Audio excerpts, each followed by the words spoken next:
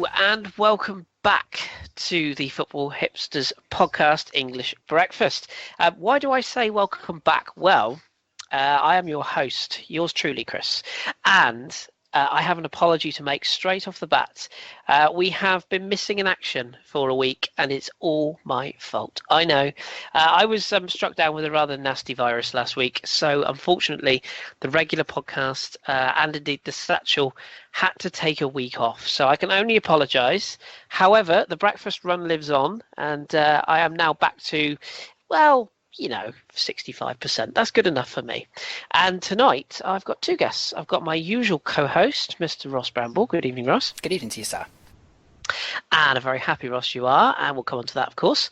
And I'm also joined by Mr. Josh Dawe, who made his debut recently on our special and is now back for some breakfast action. Good evening, Ross. Good evening, Kris. I'll go by my real name of Josh, though, instead of Ross. Did I just call you Ross? Yep. Maybe. I got it on tape, so you can hear it back tomorrow. What a pillock. Okay. Hi, Josh. Hi, Kris.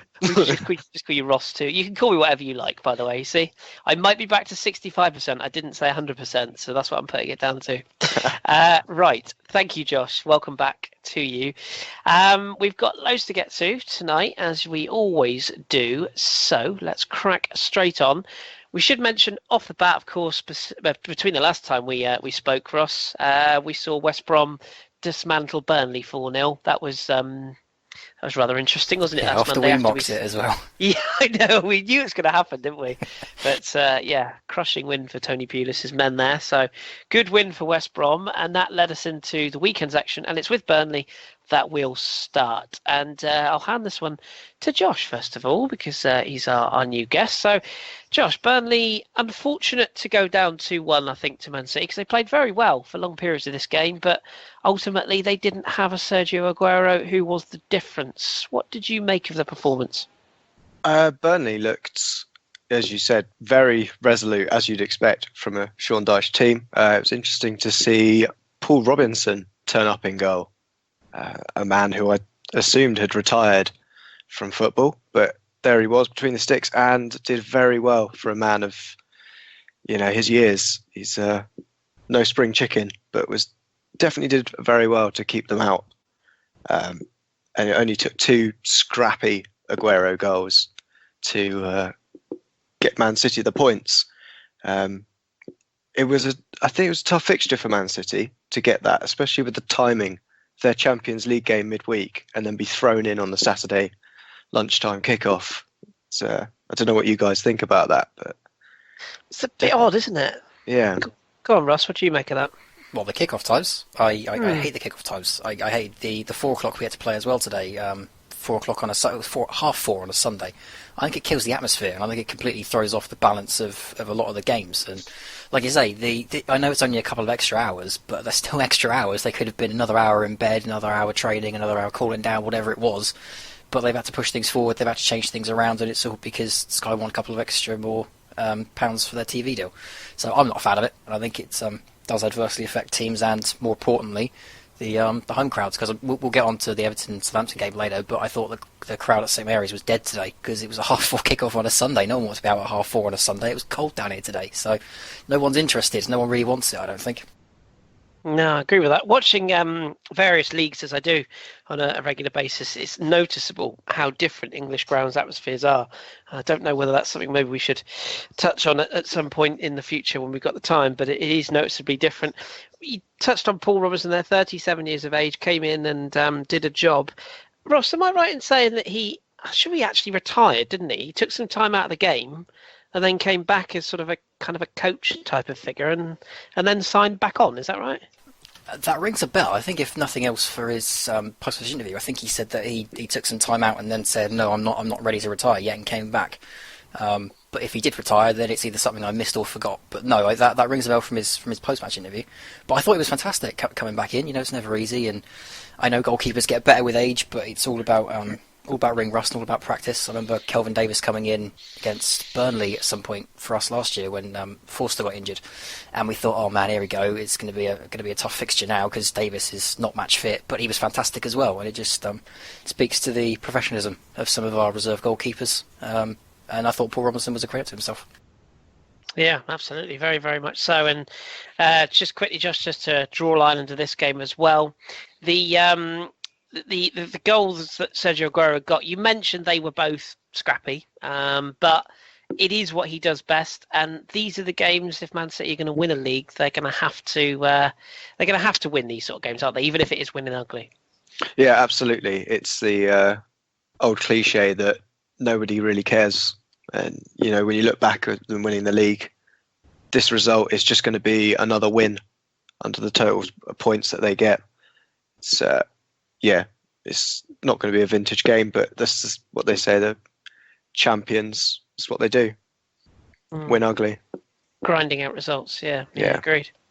Agree on that one. Let's move on then to the afternoon kickoffs. They were only 5 at 3 o'clock on the afternoon. 5 or 4? 4. We'll start with the mental game, shall we? Because it was absolutely crackers. Ross, Swansea 5, Crystal Palace 4. Thoughts? Well, it was a strange one.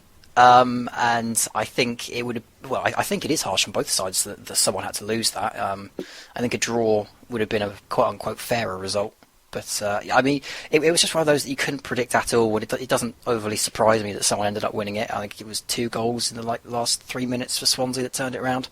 Part of me is sorry for Alan Pardew. Part of me isn't, because it's what he does, and we talk about it often enough on this show.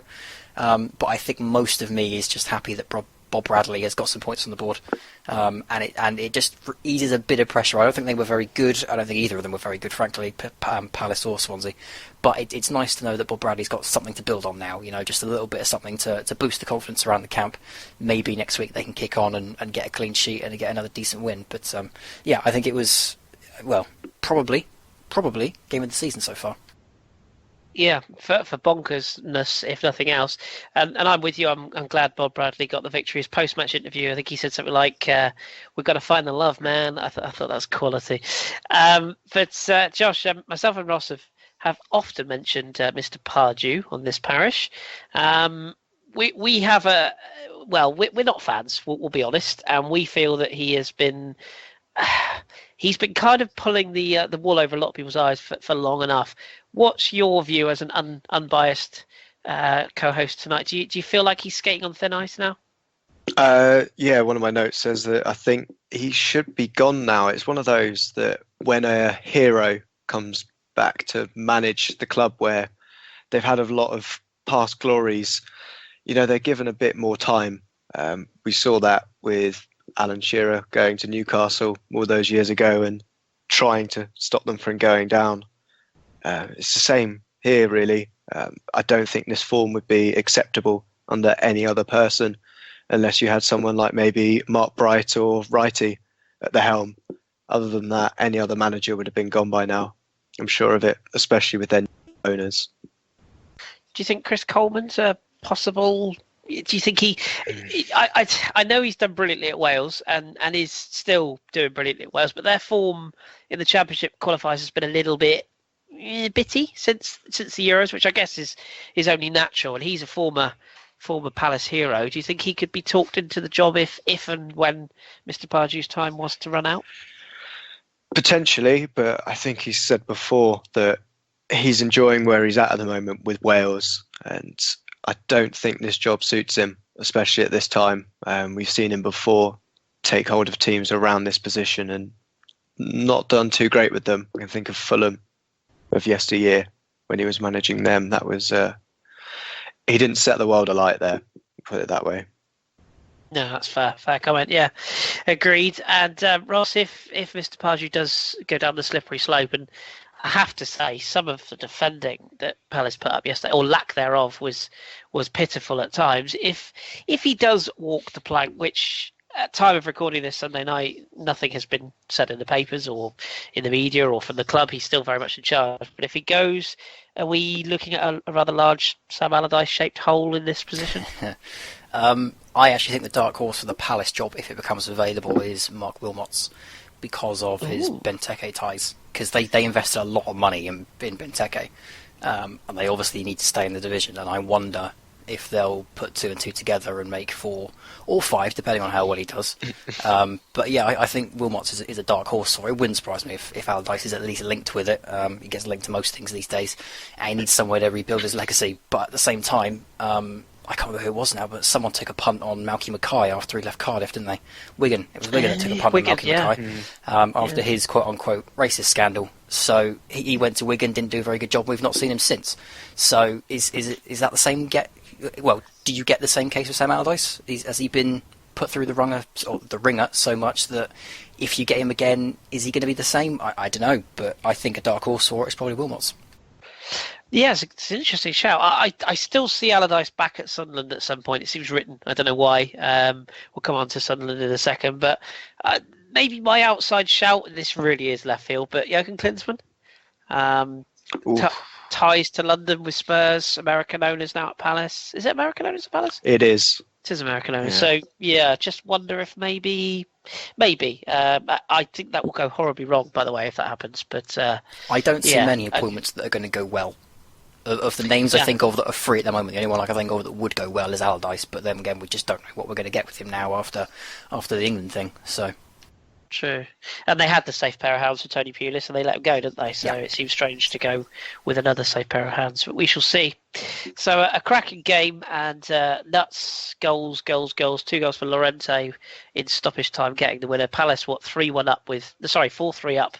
With stoppage time to play and lose 5-4. That must be absolutely sickening. Speaking of sickening, Middlesbrough, they relinquished a 2-1 seemingly victory to concede a last-minute penalty. Josh, have you ever tackled anyone in the box like Martin Dawe did on Wes Morgan yesterday? That was absolutely cracking. Well, it says more about my footballing skills. But when I used to play centre-back, yes, I have. And forgotten I was in the box. Put it that way. Sounds familiar. But I've normally done it when it's a striker with the ball, not a centre-back on their weak foot. That's the only interesting thing about that tackle. Callum Chambers also had a bit of a shaky game. He's been playing absolutely superbly for Middlesbrough in recent weeks since Ayala's been out. And then we get to Leicester's defending, which was even more comical. How Negredo manages to beat your offside trap, I don't know. He's never struck me as being a fast player, but there we go. That's the 2 goals for him. First one since the opening game of the season. Yeah, clever runs, wasn't it? To get the positions. And what do you make of Leicester? Because I mean, I was listening to 606 last night on the BBC, and there was a caller that got the rough edge of Robbie Savage's tongue, which is never a good thing, I would suggest. Where he was sort of saying that Claudio Ranieri had maybe gone as far as he could, and that the tactics were wrong, and that he'd lost the dressing room, and strangely wanted to bring back Nigel Pearce. I'm not quite sure about that, but if you're a Leicester fan, how do you see the season? Is it all about the Champions League? And because I mean they've got too much quality to go down, I think, but it is a worry, isn't it? Because they just can't. I mean, Vardy's off the pace. Mahrez is doing a job, but he looks half the player. Kante has not really been replaced since they lost the uber-talented lad who I've completely forgotten, Namphalis Mendy to injury. That's the one. Who I do think will be very good when he's back. What do you make of Leicester? Are you worried about them even staying in the division, or do you think they'll be all right? It's one of those that and again, to pull out another cliche, they're too big to go down. But we saw that last season with Newcastle. One of the interesting things that I saw post-match, I didn't listen to 606, but Mark Albrighton's post-match interview, they're bereft of ideas, and it just sounds like after last season, they don't seem like they can get up for this season. Like every game's a chore, especially off the highs that they had, that now, they just can't get up for a game. It's what we've heard from World Cup winners from their next seasons. They just don't have that same hunger. There's no fire in their belly. And perhaps that's the same, that they don't have that experience across the squad or at the manager level. This was Ranieri's first major trophy. And maybe he's the same as well. He just can't get himself up for this season. And it's affecting the whole squad. Yeah, it's a tough one, isn't it? Tough one to read, but nevertheless, a good point for Middlesbrough, and credit where credit's due. They but maybe in the cold light of day they'll look back and go, actually, it's a point gained, but yeah, we'll feel sick not to take all three. Also, we quickly gloss over Hull City 1, West Brom 1. Not much of a game, but Ross, was the statement made more in the stands for this game? Because it was a very sparse crowd, lots of unrest at the KCOM, as I believe it's now referred to. Would I be a bit harsh in saying I don't expect Mike Phelan to last the season? No, I don't think you would be. I'd still be surprised if he went, because I don't think they can get anyone better than him at the moment. Because I don't think there's anyone better out there that's going to do a defensive job for Hull, that's going to want to take that job right now because of all the uncertainty and the change of ownership that's going on. The issue with attendance doesn't surprise me at all, because I've watched them against us, and the first half they were dire. They were as bad as I've ever seen them, and I've been watching Hull for a good 4 years now between the Championship and the Premier League. They were just awful against us, and it sounds like much of the same in the first half against West Brom. Another set piece requires to get a point out of this one. West Brom really should have killed them off. Yeah, it doesn't surprise me the attendances are dropping. It doesn't surprise me the heads are dropping, because none of it is appealing. None of it is nice to watch. The only positive is that they aren't losing games at the moment, or not as much. They got a win against us. They got a draw here, so maybe they can still get enough points to make the end of the season interesting. But I just think there's something very wrong with the relationship between everyone, between the manager and the ownership, between the manager and the players, between the players and the fans, between the whole club and the fans. It just all seems very toxic and very off-kilt at the moment. Yeah, next 5 fixtures: Middlesbrough away, Palace at home, Spurs away, West Ham away, Man City at home. There's a couple of big ones there, isn't there? A couple of big fixtures I think that they need points from, particularly Middlesbrough away and very, very much so Palace at home. The thing is, though, Middlesbrough and Palace are still playing okay. Defensively they've got their issues, but they're still playing okay. But Hull are just not. You watch Hull and you just can't believe they're a Premier League side. I can't believe that they were in the playoffs last year in the Championship. They've just completely changed. So I don't see a lot of hope for teams getting points out of them. The only thing I can say is that when Hull play as badly as they do, other teams fall to that level. West Brom did it, we did it. Teams just get slack and they think, oh yeah, this is going to be easy now, and then a set piece comes in and they pick someone off. True. Yeah, big January window maybe for them as well. I think they need.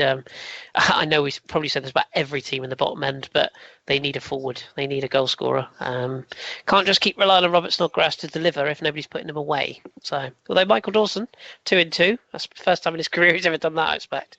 But nevertheless, a point not ideal for them. Sunderland beaten by Liverpool. Just the one thing I want to pull out of this game, Josh, the injury to Philippe Coutinho, going off with what I don't really know what the injury was or is. Obviously, he's going for a scan, but he had a block tackle with Didier Ndong. Came off it sort of with his knee bent at a very strange angle. Didn't look pleasant on first viewing. Is he kind of the cog that oils everything else together or turns everything else together, I should say, for Liverpool? If he drops out the side without Lallana, do you fear for Liverpool? Because their squad doesn't look that deep, does it? No, he does look like the man that is there that unlocks defences for them. And they have struggled, even with Coutinho in the side, with breaking down teams that are just going to sit back and proverbially part the bus. We saw that with Man U earlier in the season, where they just couldn't get through them. And it was the same here after Coutinho went off. They couldn't break Sunderland down until Origi popped up with what could only be described as a cross shot, because I'm sure he didn't mean that to put it in the far post. But once that opened, Sunderland came out, and as you'd say with all teams that set up for a 0-0 draw, they then have to go for the win. Also on that penalty as well, they got Didier Ndong. It's another shocking penalty It was. we've seen this weekend. It's just a terrible tackle, isn't it? Yeah. No chance of getting the ball. Just madness. Especially after Mane had shrugged off Denaya's attempts to foul him at least 4 different times, and then Dogs just come in and just whip his legs out. It's just like all that hard work Denaya had put in just ruined in one swipe of the foot. But yeah, nevertheless, a win for Liverpool and Jurgen Klopp's men. He was very animated, Ross, wasn't he? I don't know if you saw this. He always is. Yeah, he was. I honestly thought he was going to call out. I mean, with the greatest respects to our Liverpudlian friends listening, Scousers are not backwards in coming forwards when offered out, and I did have a feeling somebody's going to jump the barricade at one point. He was proper going for it, wasn't he? He was. I think he was all trying to G the crowd up as well, wasn't he? Because they were getting a bit restless with it as well. He was trying his best. Oh, absolutely. Yeah. It was all about the G up, but you don't blame the Anfield crowd today though after witnessing Karius's goal kick. Which, that was... if nobody's seen that, I thought Iago Aspas had met the peak of Liverpool player flops, but yeah, that was special, wasn't it? That goal kick is incredible. Yeah, straight out of play from the goal kick position for a corner. Yes, a corner. If you haven't seen it, do look it up. It's bizarre, utterly bizarre, but nevertheless, a win for Liverpool, and we await the scans of Coutinho, and as I say, it'd be the worry. The only thing I would defend on Divock Origi, that's exactly the sort of goal that he would score for Lille back in the day, cutting in from that side and whipping a shot round. Not convinced it wasn't a cross, but that is his style of play. So, yeah, I'll let him off, give him the benefit of the doubt on that one. We'll look at the evening game as well. Then Chelsea coming from behind to beat Spurs. Ross, blunt question for you. Spurs, are they all that, or is the myth starting to become a reality for them? Because it's the first defeat of the season, out of the Champions League. Some of their fans are now turning on Pochettino, which even as an Arsenal fan, I say is madness. Do you think that they are all cracked up, all they are cracked up to be, or is this just another defeat to Chelsea, which is all you expected? I think they're a very good team. I really do. I think he's got a great squad. I think he's a very good manager. The chairman has turned over a new leaf by the look of it. He's backing him with money. He's supporting his decisions with transfers in and out. He's giving him time. I really like Tottenham, and I think they're a very nice team to watch. The issue is that this ends an unbeaten run. I think they still had like 6 draws or something in that unbeaten run, didn't they? And there's issues about whether they can finish games. I think Alderweireld's injury has hurt them a lot, and I still think there's a major hangover from the way they lost the title to Leicester. I think it's all kind of bunged together, and also the fact that they play such a high pressing game under Pochettino, and obviously they've had a lot of players out for the Euros as well. I think there's a lot of factors that go into what's happening at Tottenham, and the fact they've kind of fizzled and they can't seem to kill off the games and they keep stalling to draws. Doesn't overly shock me they lost to Chelsea. I think Chelsea are a fantastic team, and I always had them down to win this game.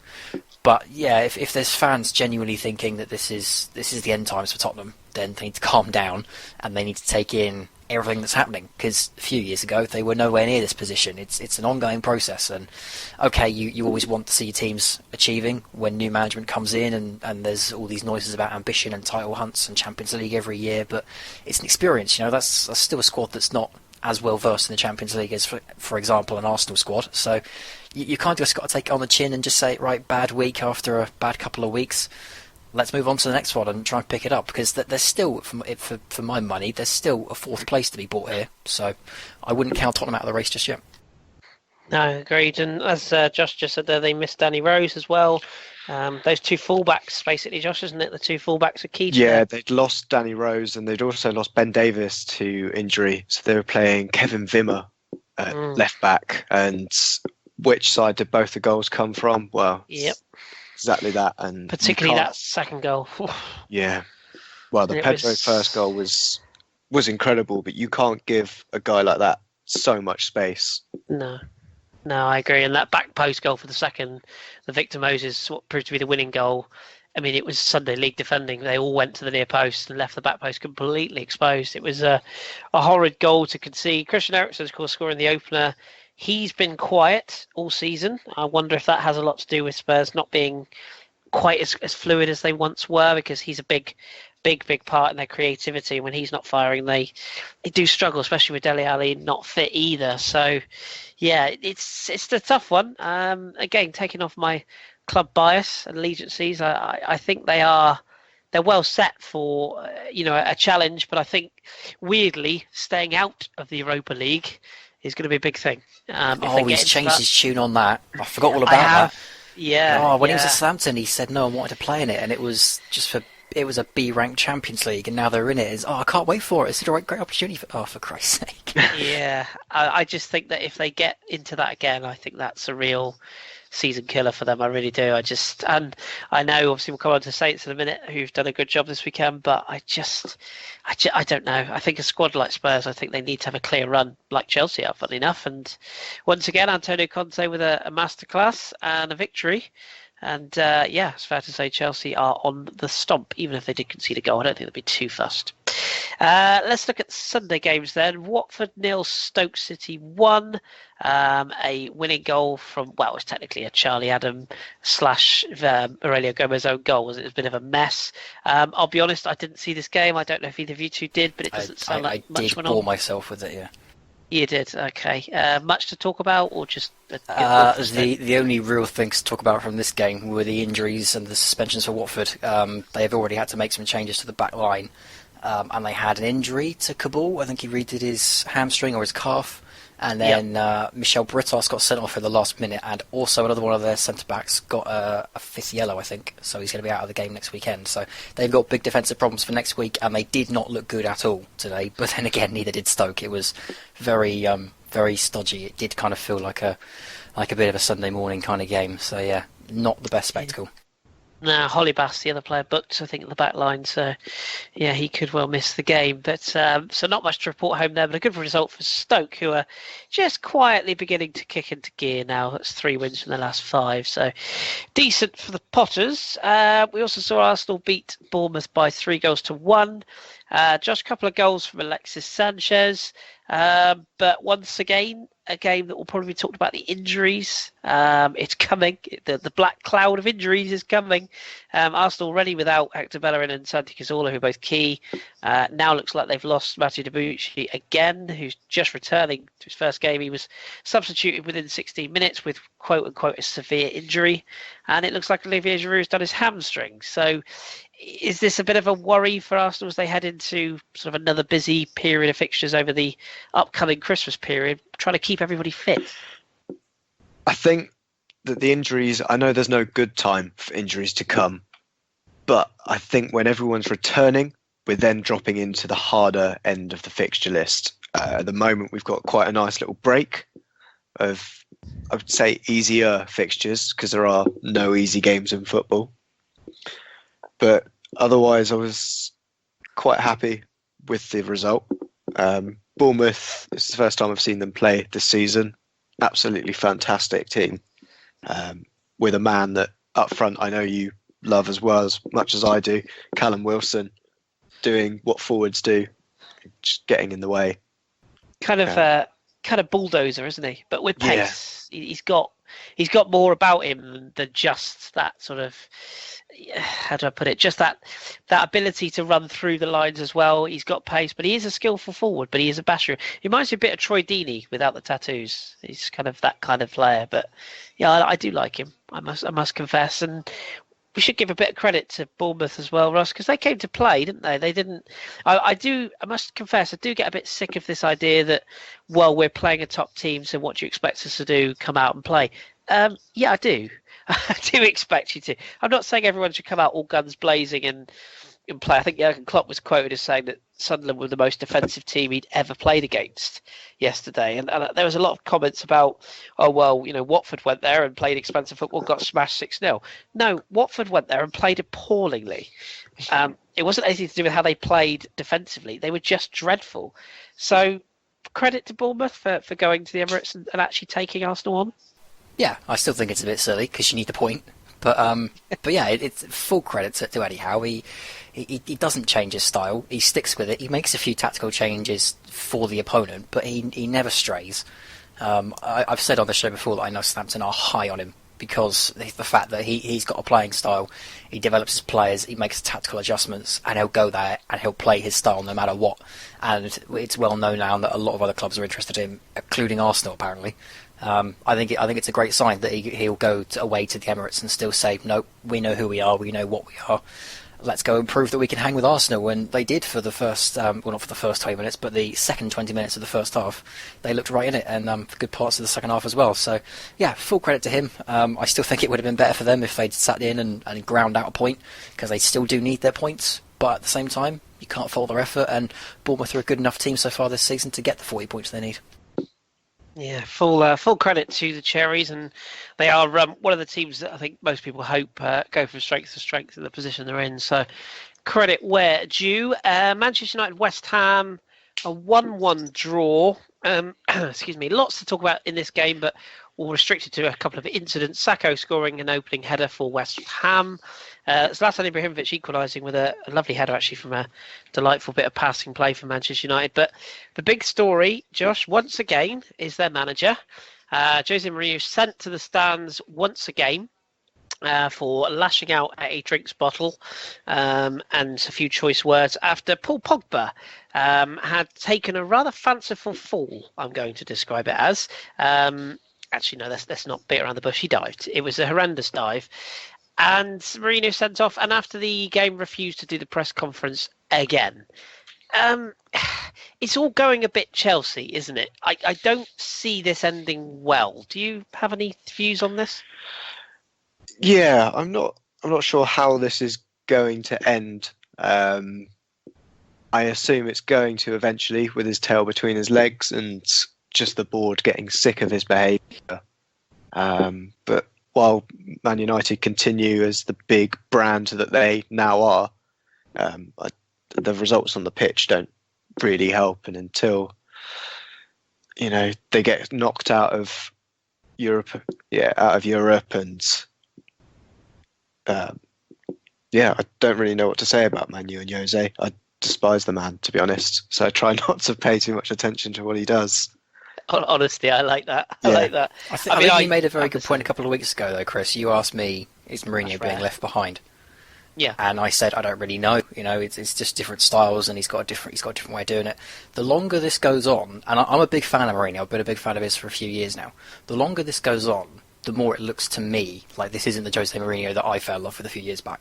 He does seem to be losing control of a lot more. Because normally you get these every now and again in a season with Mourinho. You get an instant where he kicks a ball. You get an instant where he yells at someone and gets sent to the stands. You get one, maybe two across an entire season. Now he's been sent to the stands twice. He's been rejecting press conferences 2 or 3 times now. He just seems stroppier with this one. It just feels like things are going against him.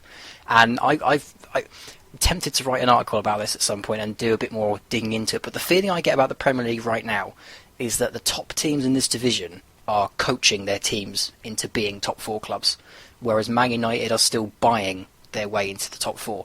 And it's just not working at the moment. You've got genuinely good coaches turning clubs around near the top of the league, and he is still spending 100 million on Pogba and paying Ibrahimovic however many much a week, and it's just not working. And it does start to feel, the longer this goes on, that his method of football is now 10 years old. It's buying players for positions and making sure they feel like superstars, whereas now it just doesn't feel like that fits.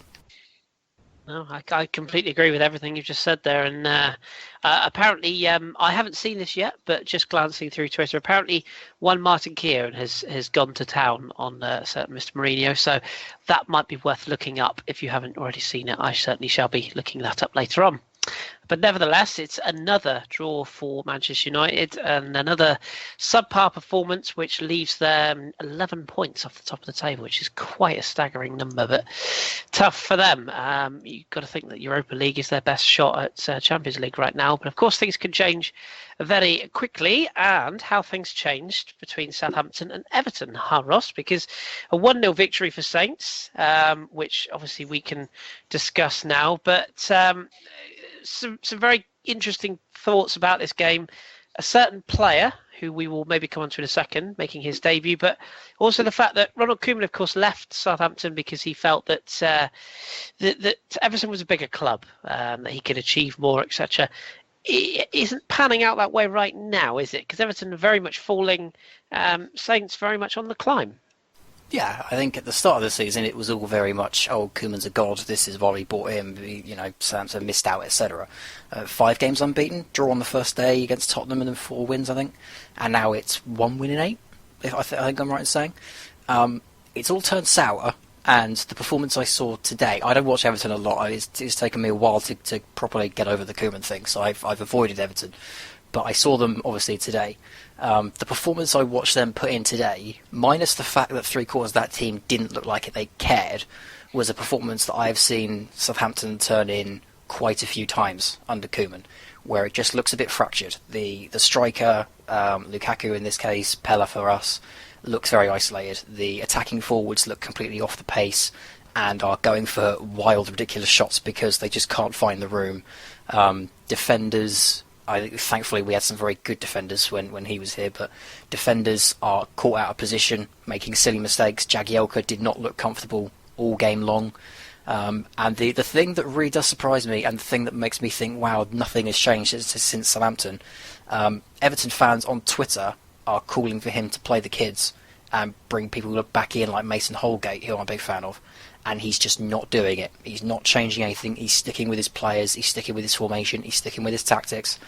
And it just seems like everything that we saw at Southampton is now coming out again at Everton, but being magnified because Everton don't have the same kind of setup and recruitment policy that we did. We bought in Sadio Mane, so he had some skill. He scored some goals even when he was off form.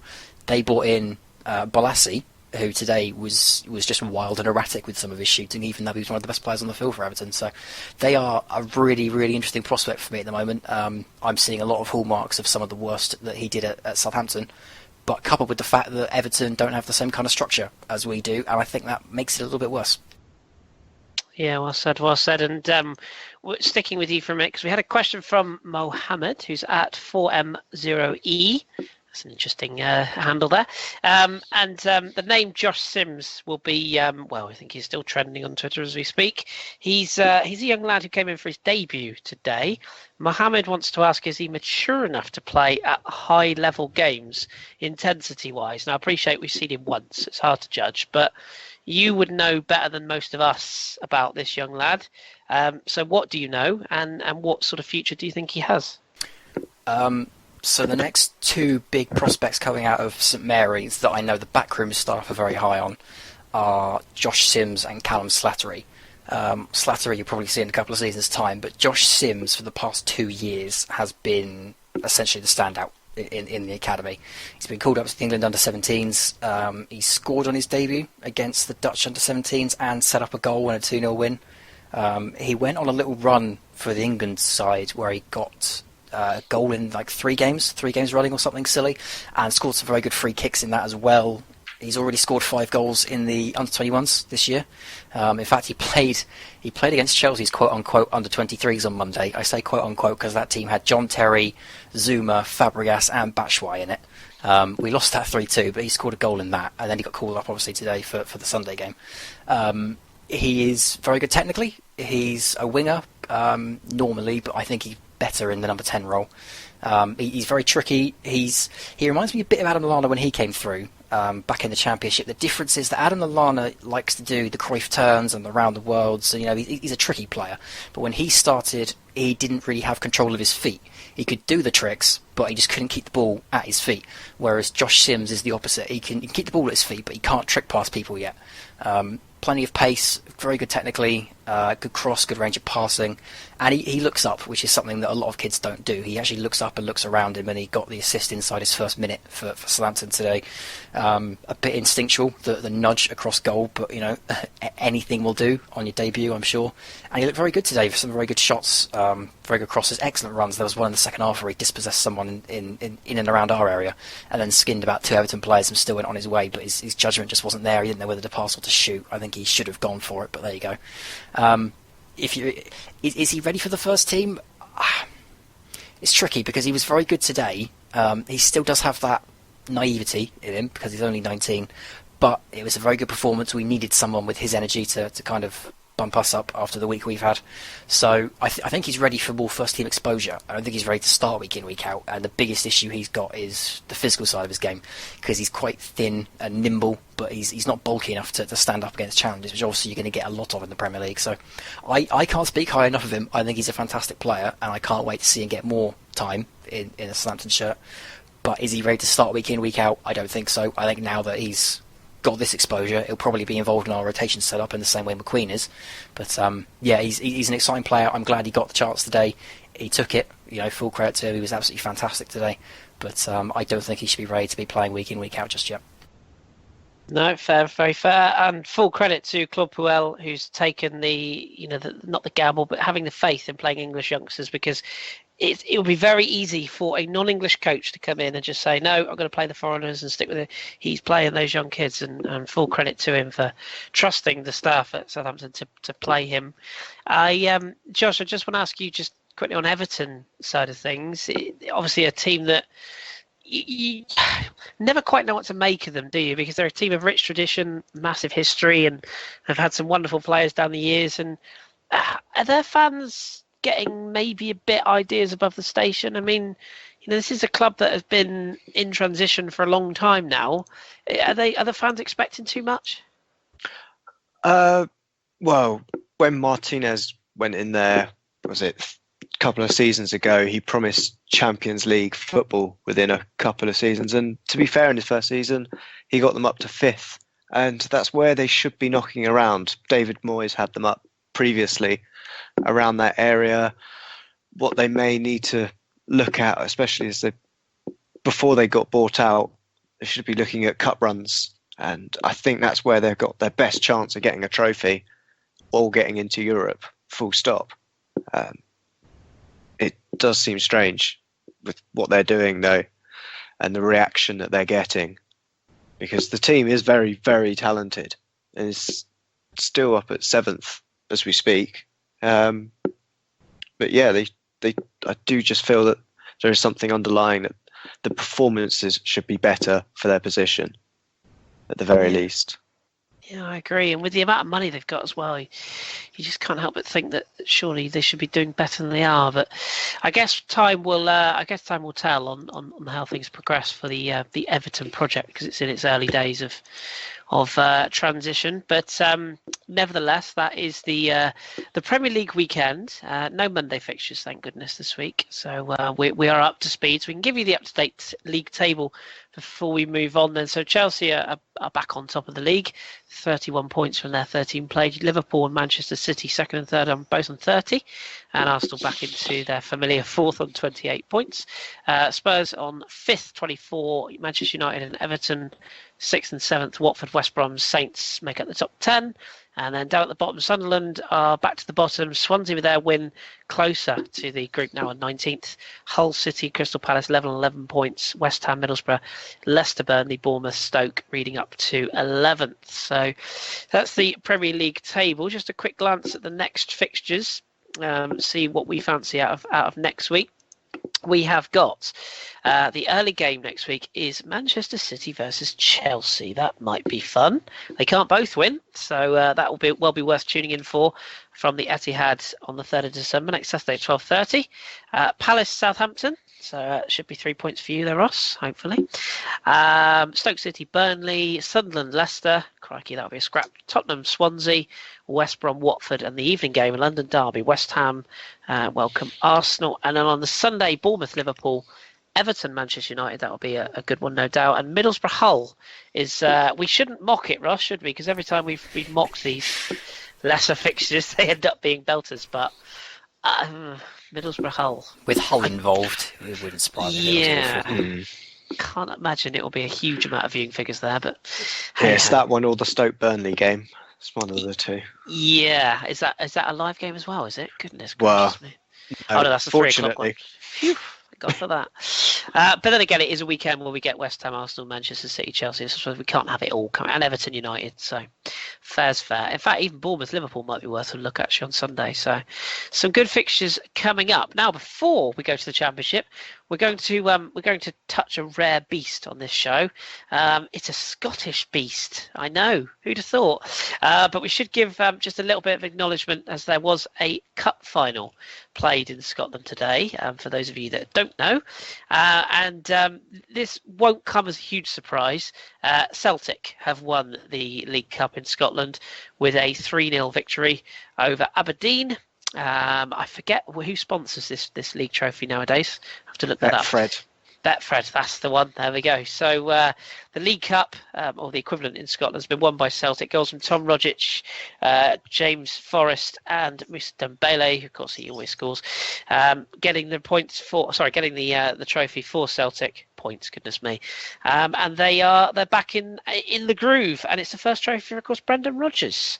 So I think it's fair to say he would have been expected to pick up the trophy, but nevertheless, a 3-0 victory, comfortable, and I'm sure they will be enjoying that this evening. Our commiserations to friend of the show, Ali Beg, who unfortunately his boys took a bit of a beating. Right, let's move back to England then, and it's Ross's turn. A little bit different this week, Ross, because we're going to go through League One and League Two roundup first, and then come back to the Championship. So, what's been going on down in the bottom two leagues? Well, we're going to start in League Two with Exeter this weekend. Not for any particular reason, other than we're both keeping our eyes on them because we don't want Paul Tisdale to get the sack. I don't believe he has yet. But they could only get a 0-0 draw with Luton Town this weekend, which I think puts more pressure on them. It does move them up and out of the relegation places, mainly because Leyton Orient have changed their manager after 52 days. It was the Italian guy who managed a couple of high-profile Italian teams, whose name I never learned because he wasn't there long enough. But he's been sacked after 52 days, and they've now got someone else in charge whose name I'm still yet to learn. But there you go. They got off to a bit of an odd start. They lost 3-1 to Doncaster Rovers. I think, if I'm right, they took the lead in that game as well. Yes, they did. But that all turned sour, and quickly Doncaster Rovers turned them around to a 3-1 win. So Leyton Orient starting to fall off the rails again, back towards the relegation places. If it means that Paul Tisdale keeps his job, I'm sorry, Leyton Orient fans, I'm okay with it. Elsewhere in the division, Pompey with a bit of a shock loss, 2-1 defeat to Stevenage. Wycombe Wanderers with a good 2-0 win over Hartlepool, and Crawley Town as well. They got a 3-2 win over Grimsby Town, who have been fantastic recently. If you haven't seen Omar Bogle's goal for Grimsby Town, definitely worth it. Absolute rocket. I think probably the best game of the weekend was Carlisle. They got a 5-2 win over Mansfield Town. I think Mansfield Town, that's their first defeat under new manager Steve Evans, so that's quite a big result. And Plymouth, where are Plymouth on my list? They lost 2-1 again, another defeat, this time to Morecambe. That means that Carlisle now go above them. The wheels are really coming off the Plymouth train. That's 3 defeats in a row. They need to get back on it quick. I know that it's a long, hard season in League Two, but they're still favourites of that as far as I'm concerned, and I think it would be quite an upset if Carlisle were to jump over them and take the top spot from them. Quickly moving into League One then, I'm getting lost between the midweek fixtures now. There it is. Bury, they were my story of the weekend. Bury, the poor buggers. They were 2-0 up against Millwall. Now that's a big feat for Bury. They've lost 8 plus on the spin now. I can't remember the figure, but yeah, they were 2-0 up at home to Millwall, and it finally looked like they were going to get a massive win after they ditched Flitcroft last week, and then they got a man sent off and contrived to lose it 3-2. I am gutted for Bury. But there you go. It's a tough league this year in League One, but a massive 3-point drop there for Bury. Charlton Athletic, last-minute equaliser against Sheffield United, another big result for them. They are now managed by Carl Robinson, who's moved there from the MK Dons, as you might remember, got sacked a few weeks ago. He's now taken over at Charlton. Leyton Orient, Milton Keynes Dons. They have been very poor this year, not just this season, but this year. On that list where Crystal Palace are bottom on the form table for this year, I think the MK Dons are only 3 or 4 places above them, but they finally got a decent win this weekend. It's a hard-fought one as well, away to Coventry City. Northampton Town losing 1-0 to Bolton Wanderers puts Bolton back up into second after Sheffield United withdrew.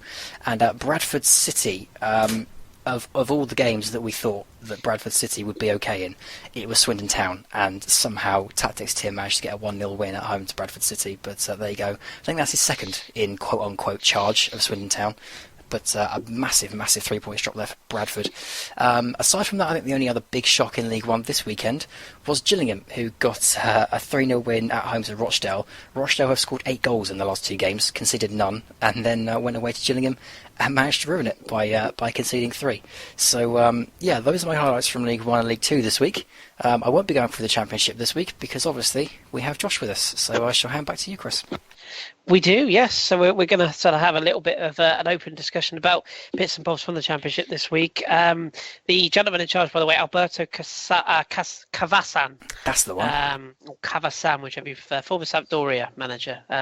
Leyton Orient currently has no one in charge. It's an open post, so yes, we'll see how that goes. But yeah, Championship then. So we'll start maybe with the game on Friday, actually, because this was a bit nuts. We were chatting, Ross, on WhatsApp during the game because I said, "Oh, I'm going to watch a bit of Championship football tonight," and you were very pleased to hear that. Barnsley versus Forest. You said, I expect there'll be goals. Both teams can't defend. I could see it being 6-6. Well, it wasn't 6-6, but it was 5-2 to Nottingham Forest. Forest, they're probably going to get new owners. I think that Fawaz is going to sell up. It's slowly coming about the right way for Montagnier, isn't it? Slowly is the key word. They've only kept one clean sheet, that was last weekend, and then they shipped 2 to Barnsley. I think the first goal was in, 5 minutes or something?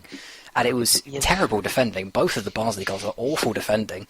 It wouldn't surprise me at all if Montagnier gets the sack when the new boss comes in. 32 conceded. 32 scored is fantastic, but 32 conceded is an absolute joke. And some of the defending has been awful so far this year. So a fantastic win. A really good confidence boost for them, but I just don't see him surviving because it's such a glass cannon way of playing football in the Championship, and so rarely does it work. You see them at the moment in 17th. It's such a risky style. Yeah, good squad though, Josh. Henry Lansbury, the captain now of Nottingham Forest, bagging a hat-trick. Not sure about the hair or the celebration, but a hat-trick nevertheless. You look at that squad at Forest, and they should be doing better than they are, surely. Yeah, absolutely. There's no argument there. It's a team full of players that are good quality, Premier League players. Henry Lansbury's been scouted by plenty of, I believe it was Burnley, would at least try to buy him for a couple of seasons.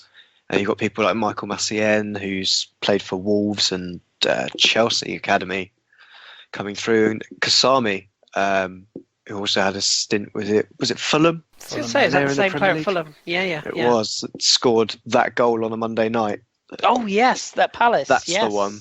Yes, wow. And the greatest striker in the world, which they can afford to put on the bench, with Nicholas Bentner.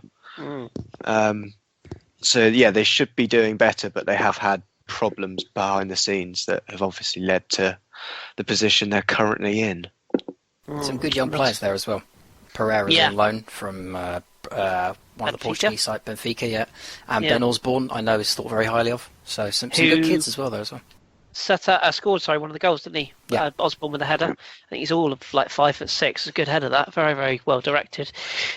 We should also touch on Brighton, of course, with you on, Josh, because Brighton are they got another victory this weekend, 2-1 over Fulham, which closes the gap at the top because a team above them lost, which we'll come on to. But not only a good win for Brighton, but a new assistant manager, I believe. Yeah, so this came out just before, as I was making my way to the Villa game, that Colin Calderwood had been put on gardening leave since the beginning of the week because he'd been approached by Aston Villa and had taken the position.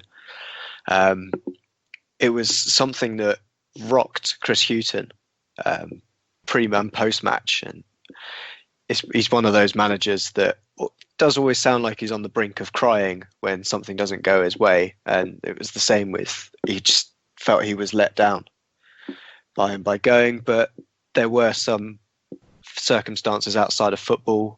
He's got family based up in the Midlands, I believe, so it does make sense, but doesn't help on the lead up to the game you're playing, the team you're going to join, to jump ship at that point. But we've continued the run that we're on. It's now 12 matches unbeaten and 2 cracking volleys against Fulham this weekend in a 2-1 win coming from behind. And joined in the dugout with Chris Hughton was Paul Trollope of Cardiff infamy, should say. A man that has followed Chris Hughton from his Birmingham and Norwich days as first team coach. So it's someone that he was the expected appointment, we'll put it that way, especially as he'd just been let go. Yeah, he was Cardiff. is it Bristol Rovers he was at all those years ago as Yeah. well? Seem to It remember was, yeah. Yeah, good. Always seems to have a good standing in the game. So, yeah, good result. And as we say, Brighton are closing the gap because Ross Newcastle, surprisingly, left Dwight Gale on the bench, and it didn't work out for Rafa because they lost to Blackburn Rovers of all teams. Charlie Mulgrew, the former Celtic man, and Aberdeen man, of course, getting the winner, 75th minute. And by all accounts, from what I can gather, Blackburn deserved this victory. So, is this just literally one of those blip days, or should we read more into it? I wouldn't be too worried just yet. I mean, if it goes the way that Norwich's season has gone, then absolutely. But yeah, I think the thing that Rafa has to understand with the Championship is there is no day off. That there is a temptation to rotate squads because it's Saturday, Tuesday. But you can't. You just can't sacrifice players like Dwight Gale. You have to keep them playing, and you have to just have faith that they can carry on and they can keep getting you points and goals. And he made a lot of changes this weekend, and it just didn't work. Championship is far too rapid to make too many changes, and I think he's learned that the hard way. But maybe it's going to be good for them in the long run. Maybe Dwight Gale can get on a nice goal scoring run now after his day off. But I thought it was a risk as soon as I heard it, and it turned out to be a big one in the end. I think this is a conversation we're going to have after every game that Newcastle lose in this league. Agreed. Because they're just expected to win every game. Yeah, it's almost like what I like to call the PSG syndrome. In that when you are that big a side, you are expected to win every game, and if you don't, questions are asked. So, yep, I completely agree with you.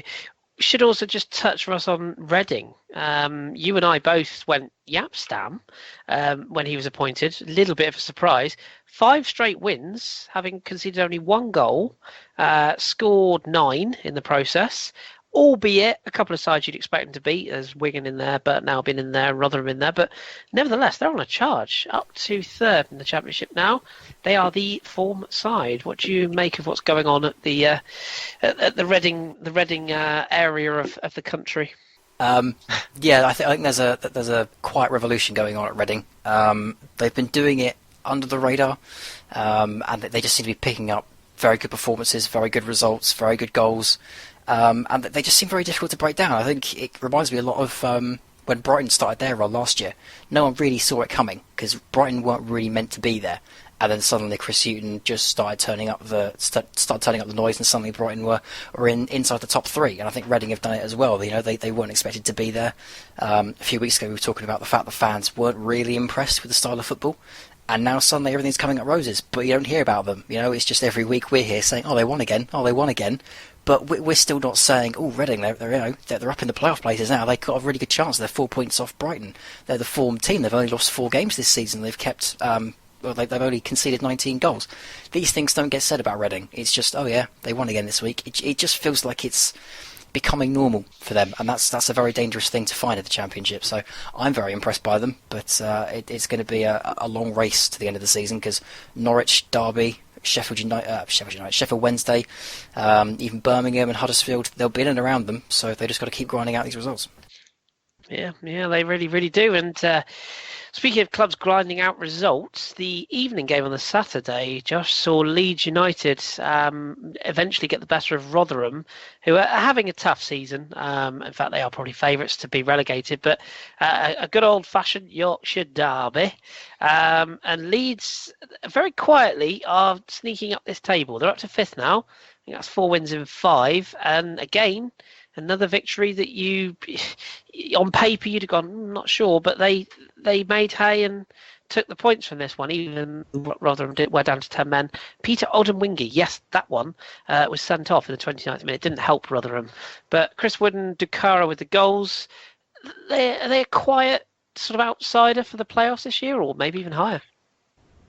Yeah, I think there's always a couple of dark horses that you'll see drift into the playoffs in the Championship.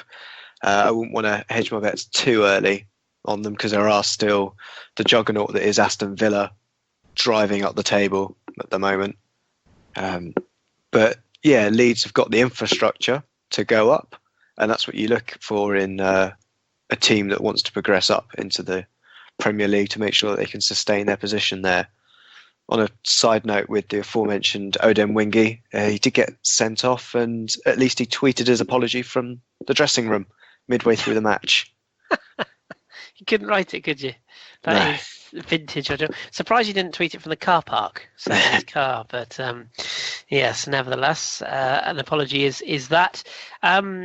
Before we get any other business from the Championship, and I'll head to Ross with this, just one other thing from you, Josh. Do you think we might be seeing the end of Alex Neil this week? Norwich defeated again. It seems nuts to think that he could be sacked, but 5 straight defeats. I mean, they were flying at the start of the season, and it's all just gone horribly, horribly wrong. Do you think this is the end of the road for him? Yeah, it doesn't matter who the manager is. 5 straight defeats doesn't sound good at all at any level. It's not a great result at all. There has been rumours that, and whispers that Alex Neil could be out the door, but it's the same kind of conversation that we're having about Hull and Sunderland and Crystal Palace up in the Premier League. Who comes in to replace Alex Neil when they could do like Burnley did with Brian McDermott, or not Brian McDermott, Sean Dyche. Not sure why I get those two mixed up. Very different hairstyles. But yeah, Alex Neil. Yeah, who do you bring in for him? You could just keep it there, keep the ship steady, and see if he is the right man to turn them around. If he's lost the dressing room, though, which doesn't seem like he has yet. There are quite a few big egos there that he doesn't seem to be able to deal with. One of them being Naismith.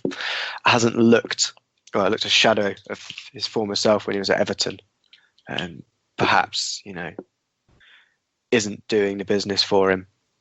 Yeah, it's a big club, isn't it? It's just there's just not many managers out there that could really do a job. It's maybe Chris Sutton could have a go, because he seems to know pretty much everything about everything to do with football on the radio. So maybe he's the one. I think Norwich have to pinch someone.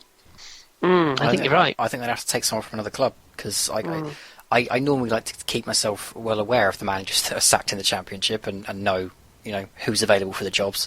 But that's a big one. That's a very big job, because I've been saying for weeks now that I would have tipped them to actually sneak it off of Newcastle this year, because I just thought Alex Neil had enough about him and the team to keep them going.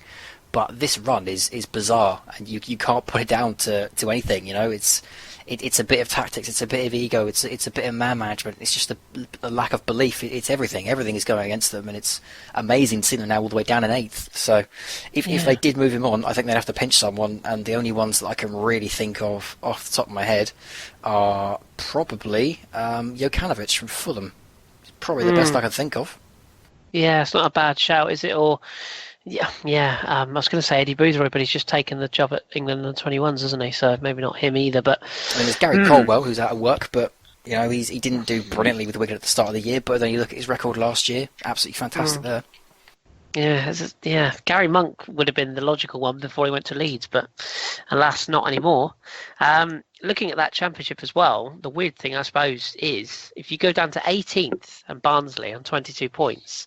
I say only, but 7 points to 6 in Huddersfield, who play Wigan tomorrow night, by the way. But I mean, that's a hell of a spread of a league, isn't it? I know League 1 and League 2 are even closer, but a few wins and you are up the league, aren't you? Aston Villa are proving that up to 11th now. It is quite the league. The saving grace for Alex Neil is they're only 2 points off the playoffs, and saying that when you've lost 5 in a row is remarkable. Fortunate. Yeah, absolutely. Yeah. What else went on this weekend, Ross? Let's have another roundup on any other business from this weekend's action in the Championship. I don't know what we haven't picked on now. 1-1 draw with Burton and Preston. That's a bit of a meh result for both of those sides, because both of them would have looked at that and said that was a fixture they could have got something more from, especially Preston. Ipswich Town getting 3-0 over Queen's Park Rangers. That's Ollie's second game in charge, isn't it? Got a good win over Norwich last week, helped exponentially by the fact one of their defenders got sent off in the first minute. But Ipswich getting a 3-0 win is a bit of an upset after the highs of last week. And I think the big standout we haven't touched on is probably Birmingham City getting a nice 2-1 win over Brentford. I thought that was going to be a very tight game. I was going to put it on my accumulator, but I just couldn't decide between them. Wish I'd gone for it now because my gut was Birmingham, but there you go. A very good win for them. Puts them back up into the playoff places. And as I keep saying, takeover's done now. So in January, if they could just bring in a striker, then you never know with Birmingham City. Yeah, good win that actually for them, wasn't it? 2-1 victory away. I think Clayton Donaldson scored, didn't he, against his former side? Yeah, he did, penalty against his former side. Interesting. And and as we say, Sheffield Wednesday, another win for Nats boys as well. They're quietly up to 7th. Again, just starting to pick up. I think Forestieri, he was on the score sheet as well. So, and Huddersfield play Wigan tomorrow night. A win for Huddersfield would take them to 32 points and back to 4th. So can't rule them out either. Next week's fixtures, just to have a quick look at these. Which one stands out? I think we've got 10 games in 10 days, and Sky Sports News doing their annual thing. So you've got a Thursday game and a Friday game? Yep, yeah. QPR Wolves Thursday. Newcastle Forest. Oh, that'll be nice. That brings back. Oh, that'll be 6-6. Oh, beautiful. That's on Friday. Saturday, then you've got Birmingham, Barnsley, Blackburn, Huddersfield, Bristol City, Ipswich, Burton, Rotherham, Cardiff, Brighton, Fulham, Reading, Norwich, Brentford, Sheffield Wednesday, Preston, Wigan, Derby, Leeds, Villa, another old classic, and then Brighton, Leeds on the Friday the night. Oh, that's the Friday the night after that. So I presume, is this, so maybe that 10, I think that 10 fixtures is... It drops across to League One, doesn't it? Oh, of course, yes. You'll have QPR and Nottingham Forest games on Thursday and Friday, and then Leeds Aston Villa will be your Saturday. I'm not sure what comes after, but they'll be your first three. Three very good fixtures there as well. Football. That's the one thing I love about this time of the year. Can't stand Christmas, but love all the football. So let's have no winter breaks, please. Okay, we are nearly at the end of the show, a bumper edition this week. Let us know if you've enjoyed more content, because we thought we'd give you a little bit extra this week, given the fact that I've had a week off. Ill, I should stress. Let's just remind everybody of that. I could have been gone by now, but I'm still here, luckily. However, we do have time for one last question, which has come in from our friend Tom, who's a Man United fan, I believe. He's at 5-star Flips. He wanted to ask us, why is the Premier League, or why are the Premier League teams... why is it Premier League teams, read the question right, tend to look abroad for talent and not in the lower English leagues? Said players like Vardy and Lallana show that the talented players are there, they just need a chance. So I'll give you both an opportunity to answer that as fans of the Championship and beyond. Josh, I'll start with you. Why do you think these players are not being taken a chance on? I suppose Dele Alli is another one to add to that list. Yeah, absolutely. I think the main thing that comes down to it, I think we discussed it last time I was on discussing players like Will Hughes, who's a prime example of why he hasn't come up in the leagues, is value for money. There's definitely someone somewhere that is cheaper on the continent that will give you potentially, it's not, they might give you a better player for a couple of years, but it saves you having to build up a player like Will Hughes, who won't go straight into your squad, and you can get someone cheaper elsewhere. I think that's all it is at the moment, but we'll see what happens if we do Brexit. Maybe that will put a stop to that, and we'll have to start looking in-house again. But the Premier League teams are now scouting in the lower leagues more vehemently than they were before because of the rise of these certain players. Yeah, makes sense too, doesn't it? You'd think, anyway, especially as you say with what's going on politically, you would think teams would start to do it. Ross, do you have a view on that? Because obviously you're, as we said earlier on the podcast, Southampton have got a famous academy, and your club is quite famous for getting them through, either buy them in cheap and sell them on high, or bring them through and sell them on high. So is it something that you've noticed as well for other clubs not doing the same or trying to do the same? Absolutely, but I also think there's a turning tide here, because you've got Dele Alli, because you've got Jamie Vardy, because you had Ricky Lambert a couple of years ago. There is now a bit more of a perception that there is a life below the Premier League, and some of these players are very successful and can play at a higher league. The one I would immediately point to, and I know I'm completely biased here, is Ollie Burke. Ollie Burke went to Leipzig for 13 million in the summer, And you didn't have to watch him long to know he was going to be a fantastic player, But no one wanted to take the money on him because he was £13 million. And they went, wow, 13 million for a 19-year-old Scottish kid. I could go to France and go pick up a winger for 5 million and he'll do me just fine. So no one took the punt on him. But Ollie Burke is now going to be a fantastic player. And if he comes back to England, he's going to be 40, 50 million. So clubs are not willing to invest in the youngsters. But you've also got to say that the Football League clubs are more than happy to milk people for money because they need the money. It's all in the Premier League. It's not being filtered down enough. And if a club like, for example, Charlton get a £10 million bid for Ademola Lookman, they're then going to say, we could get a couple more million out of that, and they're going to hold out until either the player says, right, I need to go, or they get a figure that they're happy with. So I think it is all to do with finance, and like Josh says, with Brexit on the horizon, you've got to start doing it. And I think it's nice to see a lot of clubs now investing in coaching, but it's time to invest back in the players, back in the country. It's a really interesting topic, isn't it? It really is. So we will we'll of course look out for the next talented players, and we always like to find those players that are sneaking under the radar, shall we say? But be worthwhile to keep a close eye on these players. And if your club, you're listening to us, and your club has a player that we don't know much about, please let us know. We will have a look at them and see how they're getting on. Okay, right. I think we will leave it there then, unless anybody's got anything else they're desperate to say. We are still keeping an eye on the fantasy football. Don't worry, we'll give you an update on that soon. I am doing appallingly. Ross is doing appallingly, but slightly better than me. I think John's doing rather well, although I don't think if you ask John, he would. I don't even think he's ever changed his team, to be perfectly honest. So I wouldn't worry too much, but. Nevertheless, we're all doing appallingly. I don't know, Josh, are you in there? I think you're in there, aren't you? Let me have a look. Yeah, I'm 26th. 26. Well, there you go. What is it, 37, I think it is? Yeah, John Welsh is in 6th. And some guy called Simon Collins. Him before, he's in 5th, but I think he's got some insider information. That guy, yeah. Dodgy. Well, good luck to him. I know we've still got the same leader. He's still rattling out the points on top. So, good luck to that man. Okay, now we're going to leave you with a little amusing Instagram post. Now, for those of you that have maybe children or people who are younger, you might want to just shut your ears here because I'm going to say a naughty word.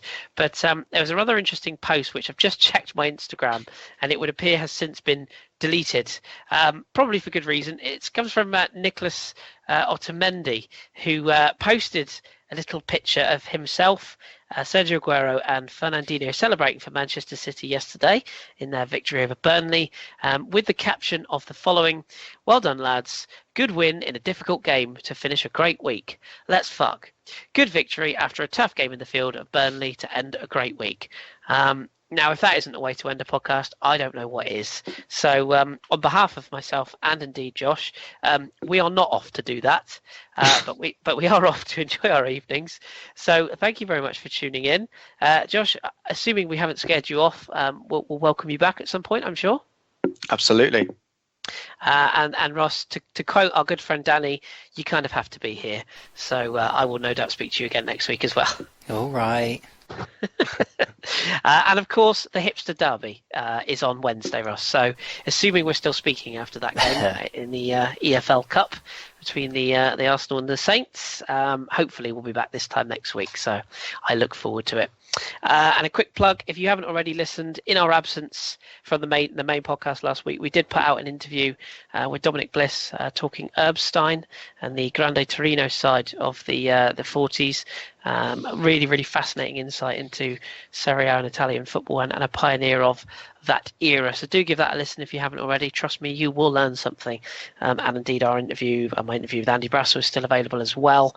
And the podcast will return tomorrow, all being well, released on Tuesday. So do tune in for that. You can follow us at the FH Podcast. Do send us your tweets or your messages, anything you like or anything you don't like. Let us know, and we'll do our best to cater for you. So, thank you very much, gentlemen. I appreciate your time. We have been the Football Hipsters Podcast, and we'll be back same time next week.